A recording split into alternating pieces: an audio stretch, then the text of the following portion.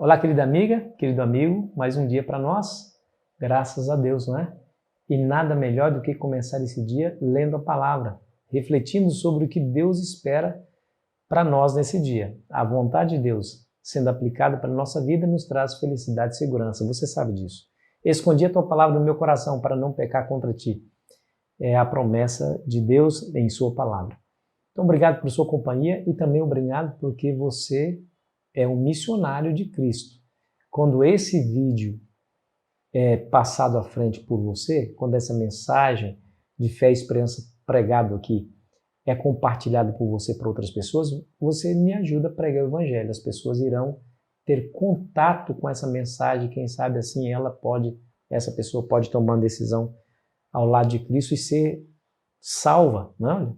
A salvação pode estar disponível, está disponível, né? E poderá alcançar essas pessoas com simples atos, um ato como esse de compartilhar.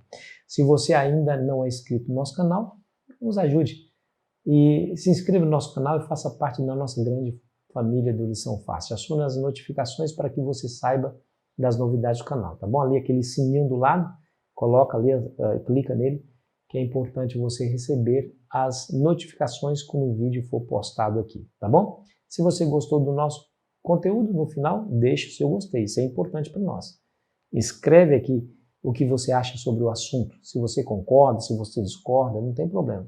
Estamos juntos aqui para crescermos nessa direção, tá bom? A primeira promessa do Evangelho.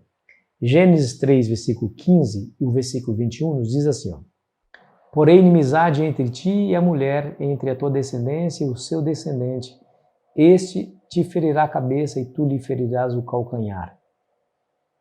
Fez o Senhor Deus vestimenta de peles para Adão e sua mulher e os vestiu. Adão e Eva estavam vendo as mudanças acontecendo ali naquele mundo perfeito que conhecia. O mundo não era mais aquele que costumava ser. As flores murcharam, as folhas começaram a cair das árvores. E ele ouviu o pronúncio da morte, a sentença de morte: você é pó, do suor comerás o teu pão, até que volte à terra, porque dela foste tomado, porque tu és pó e ao pó tornará. Que situação terrível, né? Que dolorosa experiência, como nós vimos ontem.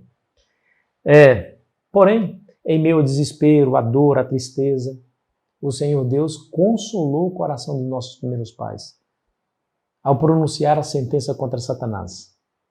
A ira de Deus não foi direcionada para o homem, a ira de Deus foi direcionada para Satanás, o causador da rebelião. Quando ele disse assim, olha, falando à serpente, mas lembre-se quem é que estava por detrás da serpente. Deus, é como se Deus dissesse assim, olha aqui, Satanás, você fez essa mulher pecar, mas eu quero dizer para você que um dia vai nascer dessa mulher um descendente e ele vai esmagar a tua cabeça. No máximo você vai lhe picar o calcanhar, mas ele vai esmagar a tua cabeça.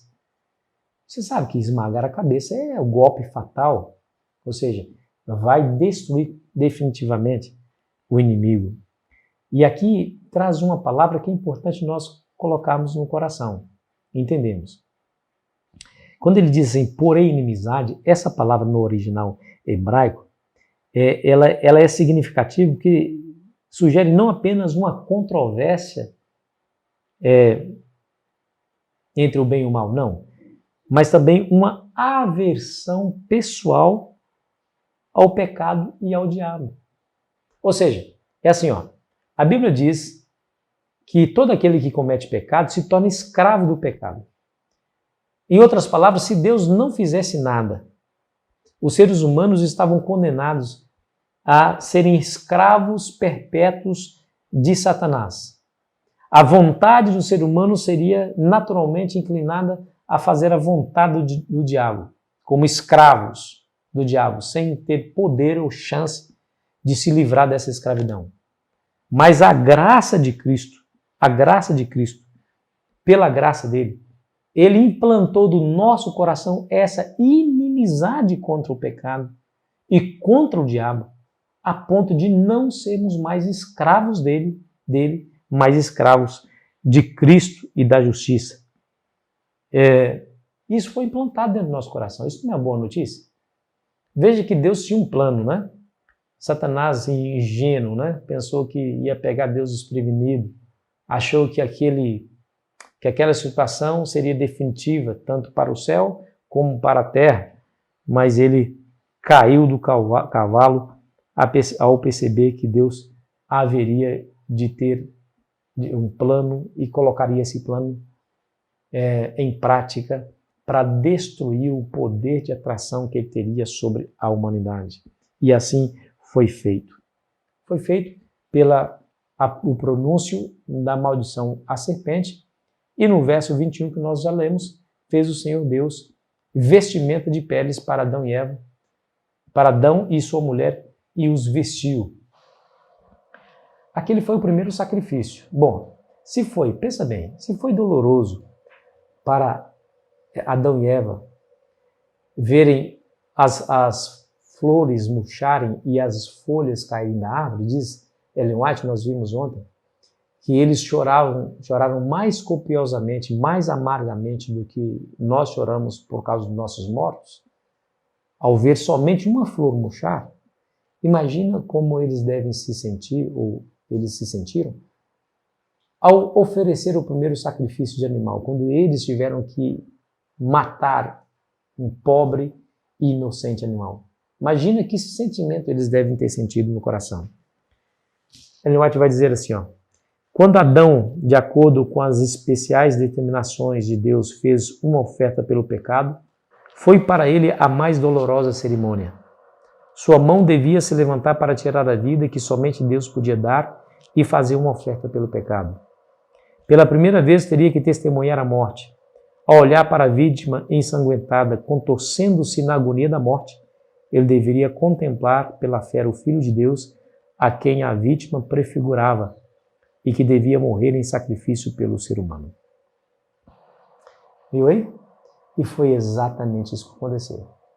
Quando veio Jesus a esse mundo, quando ele tomou sobre si os pecados de toda a humanidade e na cruz do Calvário morreu como um sacrifício, ali o descendente de Eva, que é Jesus Cristo, esmagou definitivamente a cabeça do diabo. Por quê? Porque ali ele quebra o encanto que ele tinha sobre a humanidade. Aquele que olhar para Cristo seriam feitos filhos de Deus. Haveriam de sair das trevas para a sua maravilhosa luz. Deixariam de ser escravos de Satanás para ser servos de Deus. Não foi exatamente isso que o apóstolo Paulo disse quando ele se referiu a Jesus lá em 2 Coríntios capítulo 5, versículo 21? Acompanhe comigo. Aquele que não conheceu o pecado, ele o fez pecado por nós, para que nele fôssemos feitos justiça de Deus. Esse texto é tremendo. Aquele que não conheceu o pecado, quem foi? Jesus Cristo. Ele, Deus o Pai, o fez pecado por nós, para que pudéssemos sermos justiça de Deus. Pronto, não. Ou seja, não há mais condenação. O apóstolo Paulo fala isso, né? Não há mais condenação para aqueles que estão em Cristo Jesus. Então Jesus, ele é a pedra angular. Ele é o fiel da balança. Ele é que nos dá e nos traz a alegria da salvação. Jesus é a nossa esperança, é a única esperança. Ou seja, olha só como é importante nós continuarmos pregando, porque o Evangelho que traz essa história. A pregação do Evangelho, a justificação e a salvação por meio de Cristo liberta as pessoas. Por isso esse meu intento, e de tantos outros, né, pregadores como eu, de continuarem pregando e falando sobre Jesus, abrindo a Bíblia para eles, orando com eles, falando de Jesus, saindo das suas terras e aventurando-se em terras estrangeiras, falando de Jesus, porque é somente o Evangelho que salva, liberta, e nós devemos fazer isso sempre, sempre. Adão e Eva, é verdade, tiveram que deixar o jardim do Éden, mas Deus não permitiu que eles saíssem conforme eles próprios se fizeram pecadores, tampando a vergonha da sua nudez com aquelas folhas de figueiras que se secariam e teriam que ser substituídas de quando em quando. Diz a Bíblia que o primeiro sacrifício quem fez foi o próprio Deus quando lhes fez vestes de peles de animais. Só pode fazer assim se matar o animal. Então, o primeiro sacrifício que Deus fez, e aquela pele de animal tampando as vergonhas da sua nudez, representa as vestes da justiça de Cristo, conforme relatado lá em Zacarias 3, versículo 1 a 5, em Lucas capítulo 15, versículo 22. Desde o Éden, o Evangelho havia sido revelado à humanidade. E eu e você temos o dever de continuar revelando esse Evangelho para as pessoas, sempre, todos os dias, em cada momento, em cada situação, quer seja oportuno, quer não seja, quer seja a tempo ou fora de tempo, nós precisamos falar às pessoas que há um Deus maravilhoso que nos ama, que enviou seu Filho para nos salvar, e nele nós temos a esperança. E aí, você tem sido essa testemunha que Deus espera que você seja? Você tem compartilhado desse Evangelho para outras pessoas, ou você tem guardado esse Evangelho para si próprio?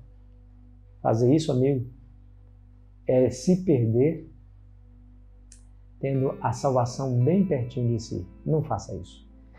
Pregue o Evangelho. Clame às pessoas. Fale a elas. Há um céu a ganhar, há um inferno a evitar. Jesus está voltando e Ele vai querer levar os seus filhos para o céu. E você é esse agente de Deus. A Bíblia chama você de embaixador ou embaixadora de Cristo, clamando ao mundo que reconcilie com Jesus. Reconcilie-se com Deus. Você é esse embaixador de Cristo. Pregue o Evangelho a toda criatura. Crê em crer e for batizado será salvo. Essa é a ordem de Cristo. Não cabe a nós questionarmos a ordem. Cabe a nós abaixarmos a cabeça em submissão e obediência e fazer o que Jesus pede para fazermos. Quem vai se converter? Não sabemos. Temos somente que pregar. Que você seja esse agente de salvação ao mundo a perecer. Vamos orar? Querido Pai Celestial, em nome de Cristo, queremos agradecer pelo privilégio de conhecermos o Evangelho, de sermos alcançados por Ele e de sermos agentes que levem esse Evangelho a outras pessoas. Nos dê a força do Teu Espírito, coloque nos nossos lábios a palavra certa e nos ajude a alcançar o coração das pessoas por meio desse mesmo Evangelho. Em nome de Cristo Jesus. Amém. Foi muito bom estar com você, querido amigo, querida amiga. Amanhã terminaremos aqui a nossa jornada de estudos e espero você ansiosamente.